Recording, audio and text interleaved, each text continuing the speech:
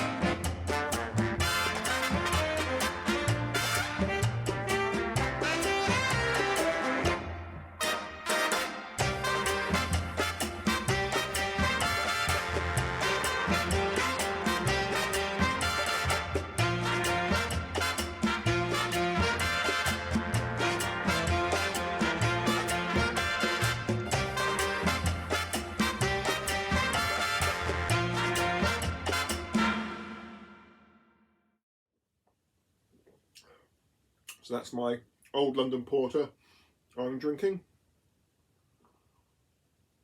Very nice it is as well. So yes, brew day. It was okay. There was a period where it didn't go well. So yeah, the mashing was fine. So oats and Marisotto, so 2 kilograms of porridge oats and a sack, 25 kilos of Marisotto. 67 degrees for a 90-minute mash. I did use the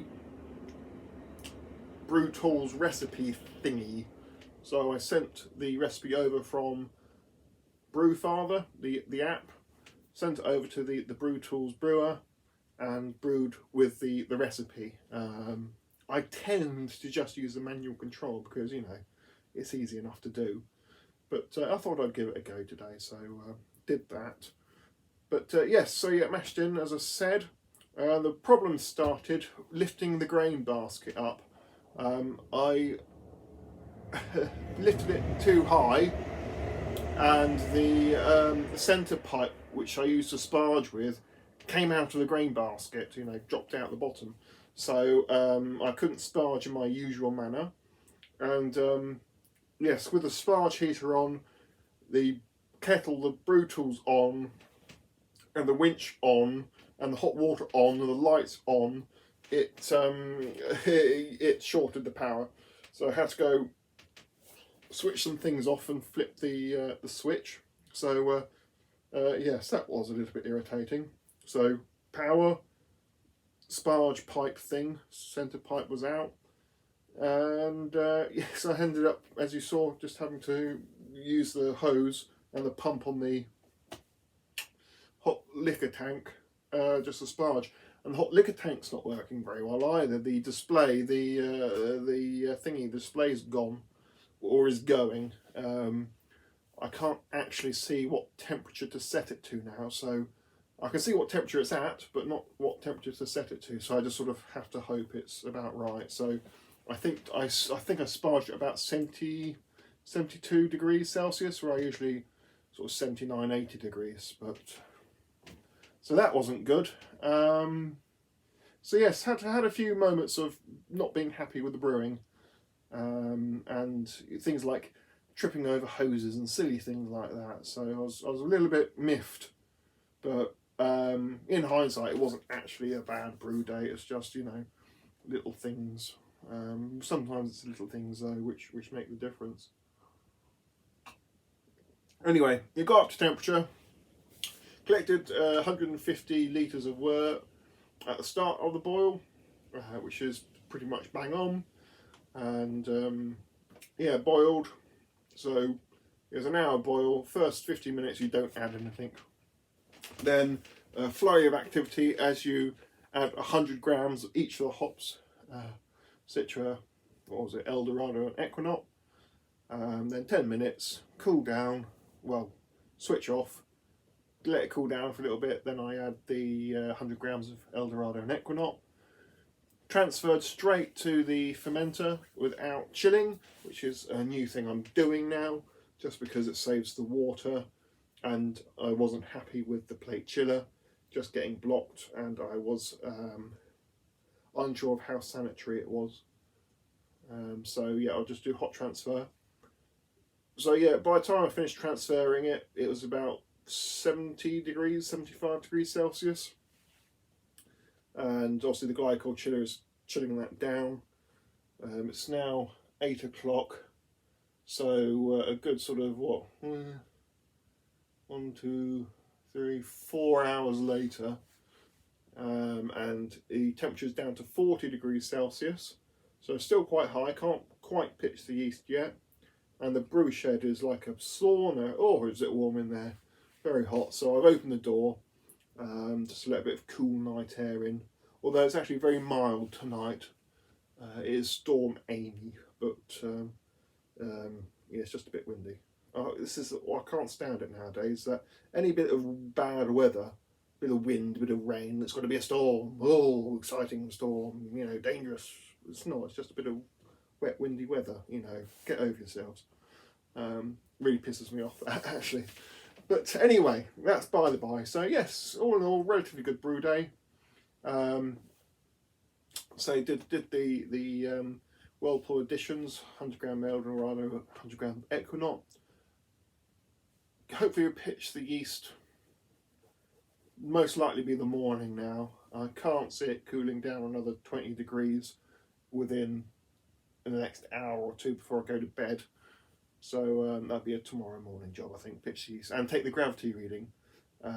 So tomorrow, Peter, will tell you what the gravity is, because at the moment I don't know.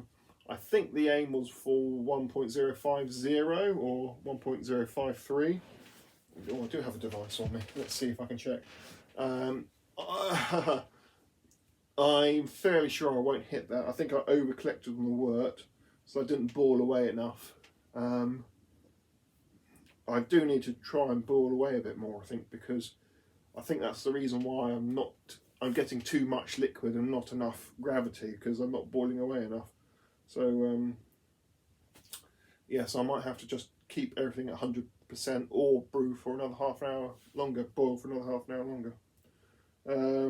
What should have been OG should be 1.050, so tomorrow Peter will tell you whether I achieve that. And if I do achieve that, the aim is for a 5.3% beer. I won't be disappointed if I'm 5 points under. That'll still give me a good sort of 4.7% beer perhaps. But yeah, tomorrow Peter will let you know what the starting gravity is. So yes, I will leave that for tomorrow Peter to tell you. So this is tomorrow morning. Peter, feeling rather sorry for himself for going to bed at 20 to 1 in the morning and then having to be up at 6 o'clock in the morning. But never mind, never mind. So pitching the yeast verdant, I'll put 3 of these bags in. So pretty much collected 125 litres.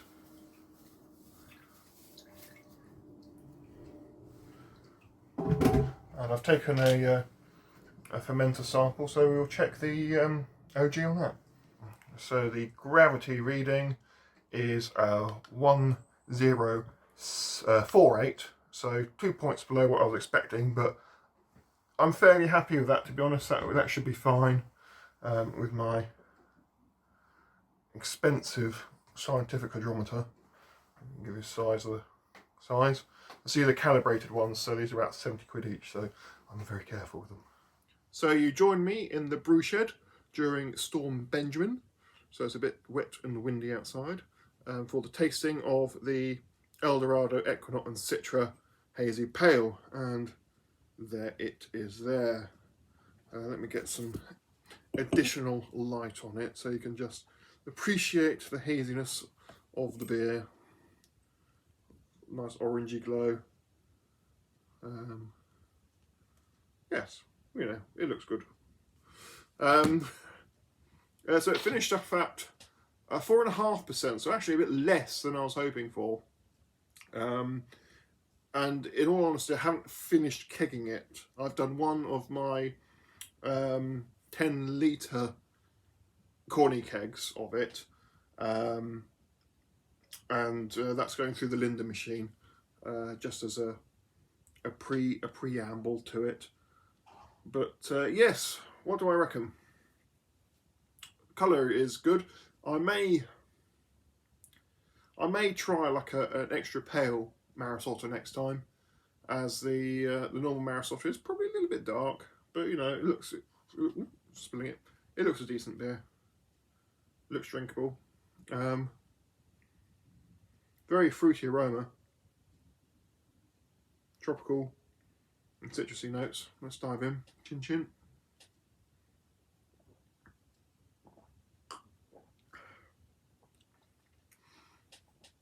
So, I've got a bit of explaining to do. Let's get you, sit down, children, for a story. So, the behind me, the fermenter. Basically, when I do my beers, I have a tap at the bottom. You can, dump all the trub and the hop debris and whatnot, yeast out the bottom.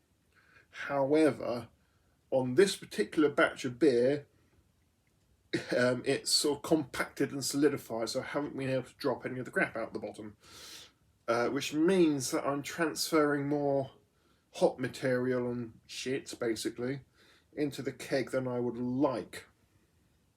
So I filled also this little mini keg up, and it's got a load of crap in it. So I found a little filter, which I'll insert a photograph of now.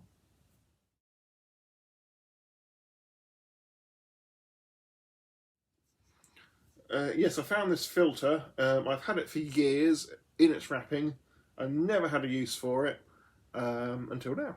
So I have connected that to the outline of the keg I've currently got into the Linda machine. And when I fill up the other kegs, I will put it on the inline. So I am actually doing a little bit of filtration for this one, just to get the bigger lumps out of it, because it's a very, very hazy beer, as you can appreciate, and some of that haziness is debris, not natural haziness. So yes, So that's part one. Part two of this is, I think, because all of this hop material is getting into the beer and is sort of staying with the beer, it has given it a slightly, quite a sort of bitter, oniony, vegetation-y flavour to it. So you know when you have like a triple IPA and it's very young and it's just a bit... So this is drinking a bit like a triple in terms of hoppage, even though it's only 4.5%. Just because the sheer amount of hops in it are really making it very dank indeed, you know, like proper bitter. It's certainly not as smooth as the Nelson, Nectaron and Citra. And in my professional opinion, it probably needs to settle down for a week, get it kegged up and get it settling down. And it might just need some time just to mellow out a bit, because at the moment it's just a little bit harsh.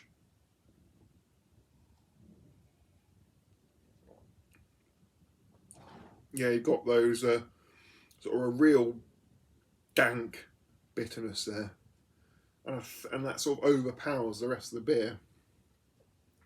If that mellows out, it should leave a fairly good flavour, I think. There's a good bit of sort of like citrusy orangeness, lots of sort of pithy grapefruit dank flavours, and a hint of tropical, but that's very subtle.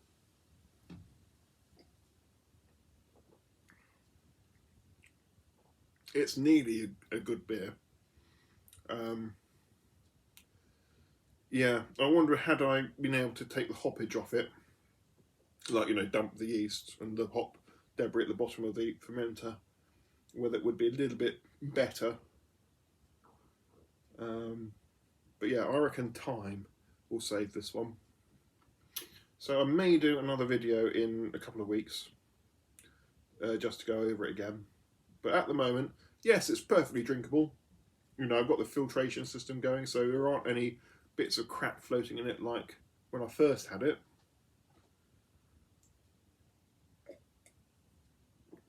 Yeah, no, it's very pleasant in terms of, it's got a decent beery, malty base, some nice sort of fruity, citrusy flavours, a bit of tropical notes, but it's just a little bit overpowered by that sort of vegetable,